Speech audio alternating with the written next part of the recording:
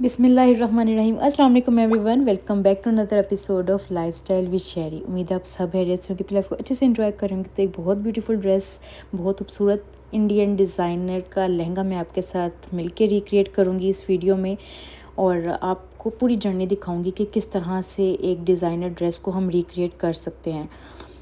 बहुत लंबी जर्नी होती है, 30-40 डेज़ का प्रोसेस आपको चंद मिनटों में दिखाना थोड़ा सा टफ़ होता है, लेकिन मैं कोशिश करूँगी आपको साथ साथ बताती रहूँ कि किस तरह से हमने फैब्रिक सर्च किया। सबसे पहले चूँकि ये एक इंडियन डिज़ाइनर का लहंगा था, इसलिए हमें इंडियन फैब्रिक्स में ढूंढना था इसका फैब्रिक। इसका जो लहंगे का फैब्रिक था वो 2 टोन में था, और इस तरह के फैब्रिक्स यूजुअली हमारी मार्केट में अवेलेबल होते हैं, और ये कतान टाइप मटेरियल में होते हैं। तो हम लोगों ने फैब्रिक हंट करना शुरू किया। सबसे पहले मैं गई लाहौर सेंटर में कुछ इंडियन फैब्रिक्स की शॉप मौजूद हैं, वहाँ पे मैंने सर्च किया। मुझे सेम फैब्रिक बिल्कुल भी नहीं मिला, और जो थोड़ा सा मुझे कलर और टोन वगैरह सही लगी फैब्रिक की क्वालिटी वगैरह, तो उसमें जो है वो शेड एक तो लाइट था, दूसरा उसके ऊपर ऑलरेडी एम्बेलिश था, क्योंकि हमने तो सारी एम्बेलिशमेंट खुद करवानी थी, हमें एक प्लेन फैब्रिक चाहिए था। एनी हाउ मैंने उसको सर्च किया, मैंने मज़ीद फैब्रिक्स देखे, कुछ नया सीखने को मिला कि किस किस तरह के फैब्रिक्स हमें मिल सकते हैं, और किस किस तरह के फैब्रिक्स हमें खुद से जो है उनको लुक क्रिएट करनी पड़ती है। क्लाइंट बहुत ज़्यादा स्वीट थी, और उनकी प्रेफरेंस सिर्फ ये थी कि आपको मुझे क्वालिटी देनी है, और जितना क्लोज़ हो सके आपने मुझे उतना क्लोज़ देना। चूँकि बहुत ज़्यादा कस्टमाइजेशन नहीं थी, उनकी रिक्वायरमेंट्स ये थी कि उनके मेजरमेंट्स को फॉलो किया जाए, और बहुत थोड़ी सी उन्होंने माइनर चेंजेस करवाई थी, जिसकी वजह से ड्रेस रिक्रिएट करना इतना मुश्किल नहीं था। लेकिन जो प्रॉब्लम आ रही थी वो हम लोग की थी कि हमने क्लोजेस्ट फैब्रिक हम चूज़ करना चाह रहे थे। जब भी मार्केट में आप इस तरह का फैब्रिक दिखाते हैं ना, तो सबसे पहले ये लोग आपको इंडियन रॉ सिल्क इसके लिया प्रोवाइड करते हैं, और वो इंडियन रॉ सिल्क में भी 2 टोन आते हैं। मैं इनको कहती अगर हम इसको डाई करा लें, कह रहे थे कि मज़ीद फ्लैट हो जाएगा, आप उस तरह के लुक फिर भी अचीव नहीं कर पाएंगे। फिर मैंने कहा कि मैं आई तो ही हूँ, तो मैं मज़ीद इंडियन फैब्रिक्स और से देख लेती हूँ, क्योंकि अक्सर हम लोग को इंडियन फैब्रिक्स आने की ज़रूरत पड़ती है। तो यहाँ पर मैं पटोला सिल्क की 3 वैरायटी चेक करूँगी, उसकी डिफरेंट प्राइसेस हैं और क्वालिटीज़ हैं। तो 3 तरह की क्वालिटी मैंने यहाँ पर देखी। ये वाली जो थी ये पहली एक्सपेंसिव वाली क्वालिटी थी, ये भी ठीक थी, लेकिन एक क्वालिटी बस एवरेज थी। तो मैंने कहा कि चलो कभी लेना होगा तो हम इसको ज़रूर कंसीडर करेंगे, क्योंकि इंडियन ड्रेसेस को रिक्रिएट करते हुए हमें अक्सर इस तरह के ड्रेसेस फैब्रिक्स की ज़रूरत पड़ती है। ये इंडियन क्रिंकल थी, ये बिल्कुल चाइना प्योर क्रिंकल की तरह थी, बल्कि थोड़ी सी मुझे उससे बेहतर लगी, नाजुक नहीं लग रही थी एक्चुअली उस तरह। तो मैं डेफ़िनेटली इसको कभी यूज़ करूँगी, और ये फैब्रिक तब से मेरे माइंड में आई, तकरीबन 6-7 महीने पहले की वीडियो होगी, और मे बी 8 मंथ्स अगो। उसके बाद मैंने सिल्क फैब्रिक चेक किया। मैं डिफरेंट टेक्सचर्स, डिफरेंट टाइप के फैब्रिक सर्च करती कि किस पे हम ये वाली लुक अचीव कर सकते हैं। तो यहाँ पे मैंने सिल्क फैब्रिक देखा, और इन्होंने जला के दिखाया, प्योर था, क्योंकि मुझे प्योर फैब्रिक चाहिए था ताकि मैं अपनी मर्ज़ी का कलर डाई करवा सकूँ अगर मैं कोई इस तरह का फैब्रिक लेती हूँ। फिर डे 2 आया, मुझे वहाँ पे कोई फैब्रिक ख़ास पसंद नहीं आया था। एक फैब्रिक मिस हो गया जो कि मुझे दिखाया गया था, उसका शेड का इशू था, बाकी वो फैब्रिक सेम था। फिर यहाँ पे मैं बेसमेंट में हूँ, ये बिलाल फैब्रिक्स की एक काफ़ी बड़ी शॉप इन्होंने बेसमेंट में खोली है, तो मैं उस पे थी तब, ये नई नई खुली थी। तो इनके पास 2 टोन में काफ़ी सारी फैब्रिक्स की वैरायटी मौजूद थी, बट अनफॉर्चुनेटली हमारी पसंद का शेड, हमारा रिक्वायर्ड शेड जो कि हमारी क्लाइंट ने स्पेसिफिकली कहा था कि कोशिश करने इसके क्लोजेस्ट जाएँ, वो नहीं था। और मैंने फिर और डिफरेंट शॉप्स पे चेक किया। ये इसको कहते हैं चमकी कतान, ये भी कभी कभी हम लोग को ज़रूरत पड़ती है, और ये हर जगह से नहीं मिलती।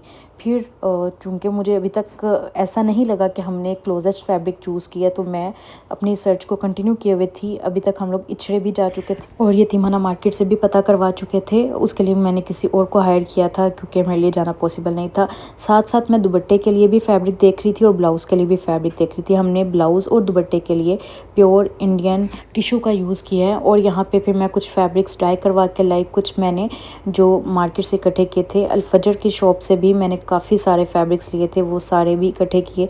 3 दिन ऑलरेडी हो चुके थे, और यहाँ पे मैं क्लाइंट को दिखा रही थी कि इसमें से देखें आपको कौन सा क्लोजेस्ट लगता है, क्योंकि कुछ हमने खुद डाई करवाए थे, कुछ नेचुरली डाइड थे, नेचुरली नहीं मतलब पीछे से फैक्ट्री डाइड थे। तो वो सारे मैंने दिखाए क्लाइंट को कि हम किस पॉसिबल शेड पे रहें, और मैंने ना नाम भी साथ मेंशन कर दिए थे। और फिर उसके बाद मैं ना फिर भी मुझे लगा कि नहीं अभी मज़ीद ज़रूरत है, तो मैं लिबर्टी मार्केट में ही बेसमेंट को ऊपर वाली शॉप्स को मज़ीद सर्च किया मैंने। यहाँ पे बिन सुल्तान, हयात वाली शॉप जो थी, हयात फैब्रिक्स और बिलाल फैब्रिक्स, किरण कलेक्शन, अल-फजर, मतलब बहुत सारी शॉप्स को, जितनी भी मुझे पॉसिबल शॉप्स लगी, इवन कि छोटी छोटी शॉप्स को भी नहीं मैंने छोड़ा। फट्टे पे भी मैंने चेक किया कि कहीं पे हमें वो फैब्रिक मिल जाए, क्योंकि ऐसा नहीं है कि वो फैब्रिक बहुत एक्सपेंसिव था, बट वो हम लोगों को मिल नहीं रहा था शेड वगैरह। फिर उसके बाद हमने डिसाइड किया कि हम टिश्यू सिल्क फैब्रिक पे करेंगे। यहाँ पे भी हमारे डिफरेंट राउंड्स हुए। मुझे जब तक मेरा मतलूबा कलर नहीं मिला मैं उसको डाई करवाती रही और खूब सर खाया इस दफ़ा मैंने डायर का। यूजुअली डायर जो है वो चिढ़ जाता है, लेकिन उसको पता था कि मैं इस पे कितनी एफ़र्ट कर रही हूँ, तो उन्होंने भी काफ़ी कोऑपरेट किया और मुझे बार बार चेक करवाते रहे। बार बार जो है मैं क्लाइंट के साथ डिस्कस करती रही कि हम इसको मज़ीद, मैं ब्लू टोन में लेके जाना चाह रही हूँ, इसकी ग्रीन टोन को थोड़ा सा कम करना चाह रही हूँ, क्योंकि हम लोग डबल शेड नहीं कर सकते थे। ये एक अंडरस्टूड बात थी। हम लोग को डबल शेड वाला फैब्रिक नहीं मिला, हम लोग को रहना तो सिंगल टोन में था, बट हम लोग कलर को बहुत क्लोज लेके जाना चाह रहे थे।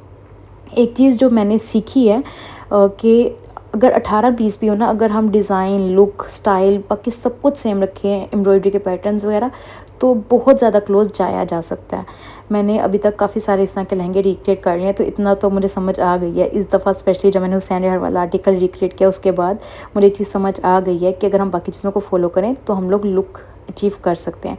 उसके बाद प्रोसेस में हम लोगों का एक और स्टेप आया जिसमें मुझे जाके चेक करना था कि डिज़ाइनिंग वगैरह, स्केचिंग वगैरह किस तरह की हुई है। हाफ़ जो है वो स्केच बनाया जाता है, बाकी हाफ़ को उधर ही दूसरी तरफ कॉपी किया जाता है।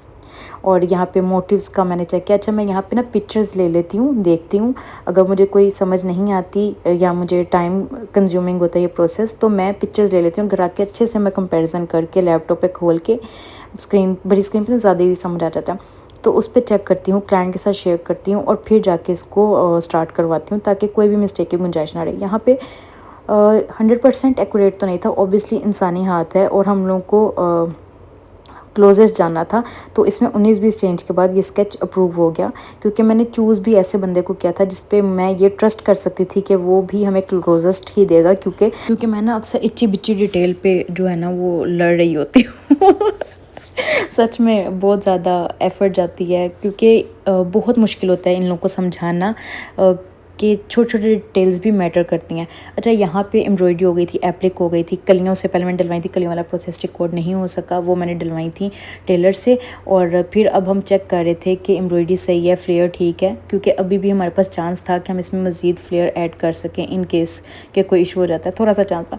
उसके बाद नेक्स्ट स्टेप आया, हम लेस मैचिंग करनी थी। बहुत ईजी लेस थी, बट मुझे उसका शेड भी मैच करना था। यहाँ पे साइज़, शेड, डिज़ाइन सब कुछ एक्यूरेट चाहिए था मुझे, और मुझे कहा गया 2 दिन बाद आएगी लेस, 4 दिन बाद आएगी। मैं बहुत ज़्यादा उसके लिए ना मुसलसल उसकी सर्च करती रही। 1 वीक मुझे लगा लेस को डिसाइड करने में, ऑल्दो बहुत इजी सी लेस थी, लेकिन फिर भी। उसके बाद सितारे लग के आ गया, इसके ऊपर हैंड एम्बेलिश्ड हो गया। उसके बाद दुपट्टा जो है मैं चेक कर रही थी कि दुपट्टा, लहंगा, ब्लाउज़, ये सब आपस में भी चीज़ें अच्छी लगती हैं कि नहीं। और मैंने क्लाइंट को यहाँ पे इसका फ्लेयर वगैरह भी दिखाया कि इतना फ्लेयर है और ये इस तरह की लुक आ रही है। ये जो कलर है ना, ये बहुत ज़्यादा बहुत खूबसूरत, बहुत डिसेंट कलर है निकाह के लिए।